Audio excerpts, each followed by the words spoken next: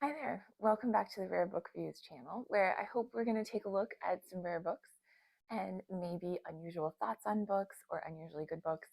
And today, I believe we have all of those things. I've been thinking about we have had summer come in with a roar this year. I think that we got really lucky with spring. It was a little bit more mild and a little bit longer, and then all of a sudden we're having summer and it's hot and sticky. And I've been thinking about books that would be fun to read that might help me cool off. So I'm going to talk a little bit about that today, some nice books.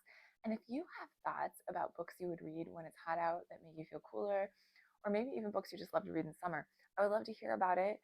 And I want to thank everybody who has subscribed or sent me comments before. It really makes my day. It's such a fun thing for me to do.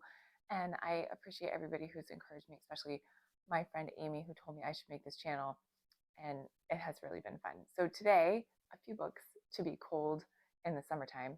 This is one of my favorites. This is a nice classic, Kidnapped by Robert Louis Stevenson. It's not exactly cold, but it is very rainy, and I'm from a rainy part of the country, and I really love things set in Scotland, so this is a great one. This is not a rare or expensive edition. These are nice editions. This is the children's classics. They come in these nice, it's a cloth cover with a paste down. It's got gilt, but it always has this sort of, I don't know, plaid, argyle, this effect on the spine. So if you had a collection, they would look really, really pretty. You can get these used for a few dollars. You can buy this online very inexpensively. They do have a really nice end paper. I just think they're fun. Anyways, this is a nice edition. It does, I think, have a couple illustrations, and it is, yes, really nice. I think these are very pleasant. It feels good in your hand. It's got the ribbon bookmark. This would be great for a gift edition, but it's fun to read. And Kidnapped is not challenging, but it is really fun, and I feel like stormy weather. So maybe that would help cool you down from the setting. This, I think, is your go-to. Lion, the Witch, and the Wardrobe by C.S. Lewis. This is my vintage copy. This is the UK. This is illustrated by Pauline Baynes. These beautiful editions that have illustrations. These are the originals, and they have these really pretty color editions. Now, color illustrations. I do not know. Is this what I read as a kid and I remember it that way? Or have I sort of manufactured this memory of reading this edition? Unknown, but I love it. And of course, at the beginning, is set in the snow when they first make it to Narnia.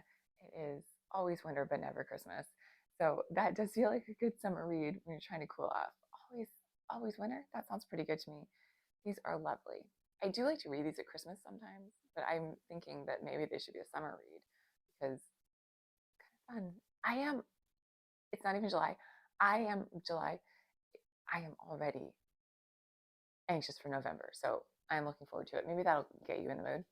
I've got a couple nonfiction picks, Into Thin Air, wonderfully written, wonderfully researched, tragedy, no. John Krakauer, this I think was his first breakthrough book, a huge bestseller, still a bestseller.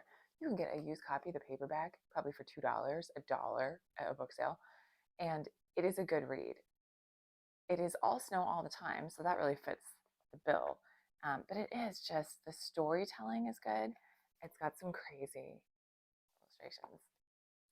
And also, a tragedy, The Endurance. This is wonderful. This is the nonfiction story of the Endurance and Shackleton's doomed expedition to the South Pole. There is also an amazing BBC documentary that I highly recommend. So read this, then watch it. It has the photographs taken by the official expedition photographer, which have survived, and it is wonderful. This must have been a bestseller. I've seen this many, many times at book sales on the cheap. So I've given this as gifts to a lot of people because it is just fantastically done. It's a fascinating story, and it makes me think, if I'm ever having a bad day, it's nothing like these people's bad day. This is amazing. Also, Shackleton, really fascinating guy. What an amazing leader. This is going to make you cold. This is freezing cold. So on the nonfiction side, these are my two recommendations. Both really good. Modern fiction, this one.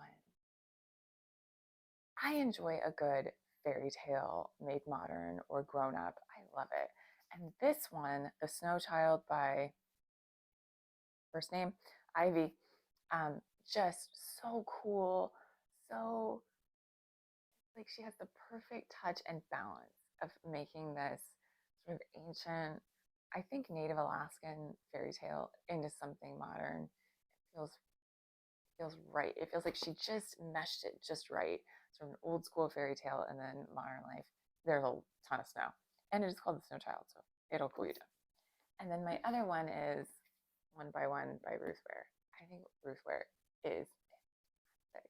Well, it's such an amazing craft of creating this perfect suspense. So you're really on the edge of your seat, on the pinnacle of this. What is going to happen? How is it going to, you're like on the roller coaster, you're at the peak and it's about to happen. And how is it going to get resolved? What's going to go on? This one is set in the snow. It's set at a sort of ski resort type town. And the snow is almost a character of how are we going to deal with this? How are we going to get past this? And I just love it. Ruth Ware is fantastic. So this would be really fun to read in the summer if you're into suspense or mystery. Definitely in the tradition of Agatha Christie, and I'm just getting into Agatha Christie. So I think all wonderful. And I think all of these books would really take you out of the heat. So these are my recommendations, but I really would love to hear from you. What would you read to cool off in the summer? I can't wait to hear from you. Thank you again to everybody who's watched and subscribed and commented, and happy reading.